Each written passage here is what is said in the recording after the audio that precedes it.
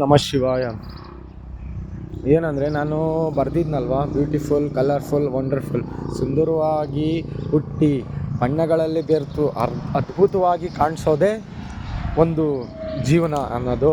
ಅದೇ ಥರ ನನ್ನ ಸ್ನೇಹಿತ, ಕ್ಲೋಸ್ ಫ್ರೆಂಡು ನಮ್ಮೂರಲ್ಲಿ ಅವನು ಪರಿಚಯ ಆಗಿ ನನಗೆ ಒಂದು 14 ವರ್ಷ ಆಗಿರಬೇಕು.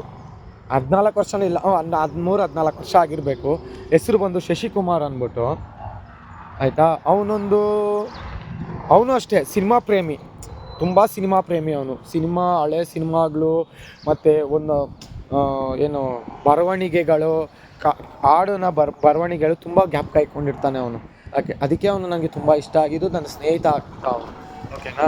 ಅವನೊಂದು ಲೈನ್ ಬರೀತಾನೆ ನಂತರ ಬ್ಯೂಟಿಫುಲ್, ಕಲರ್ಫುಲ್, ವಂಡರ್ಫುಲ್ ಥರ. ಅವನೊಂದು ಲೈನ್ ಬರೀತಾನೆ, LLL ಅಂದ್ಬಿಟ್ಟು, ಲಿವಿಂಗ್ ಲೆಜೆಂಡ್. ಅಂದರೆ ಉಸಿರು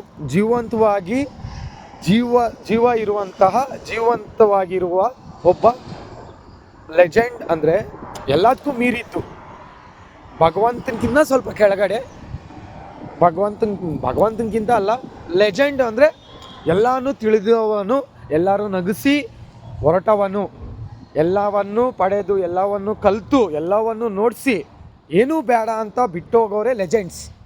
ಓಕೆನಾ. ಈ ಥರ ಬರೆದಿದ್ದ ಅವನು, ಲಿವಿಂಗ್ ಲೆಜೆಂಡ್ ಅಂತ. ಈ ಕಥೆನ ನಾನು ತುಂಬ ಜನಕ್ಕೆ ಹೇಳಿದ್ದೀನಿ. ಲಿವಿಂಗ್ ಲೆಜೆಂಡ್ಗೆ ನಾನೇ ಒಂದು ಸ್ಕ್ರಿಪ್ಟ್ ಬರೆದು, ಒಬ್ಬ ವ್ಯಕ್ತಿದು ಅದಕ್ಕೊಂದು ಸ್ಲೋಗನ್ನು ಬರೆದಿದ್ದೆ. ಏನು ಗೊತ್ತಾ? ವಾರ್ ಸ್ಟಾರ್ಟ್ ವಿಟ್ಸ್ ಗನ್ಸ್, ಮತ್ತು ವಾರ್ ಎಂಡ್ ವಿತ್ ಪೆನ್ಸ್ ಅಂದ್ಬಿಟ್ಟು. ಅಂದರೆ ಯುದ್ಧಗಳು ಆರಂಭ ಆಯುಧಗಳಿಂದ, ಯುದ್ಧಗಳು ಮುಕ್ತಾಯ ಬರವಣಿಗೆಗಳಿಂದ ಅಂತ. ಓಕೆನಾ. ಒಂದು ಪೆನ್ನಿನ ಮುಖಾಂತರ, ಒಂದು ಗನ್ನಿನ ಮುಖಾಂತರ ಯುದ್ಧಗಳು ಆರಂಭ ಆಗುತ್ತೆ, ಪೆನ್ನಿನ ಮುಖಾಂತರ ಯುದ್ಧಗಳು ಮುಕ್ತಾಯವಾಗುತ್ತೆ ಅನ್ನೋದು ನಾನು ಬರೆದಿದ್ದೆ. ಲಿವಿಂಗ್ ಲೆಜೆಂಡ್ಗೆ ಒಂದು ಸ್ಲೋಗನ್ ಬರೆದಿದ್ದೆ ನಾನು.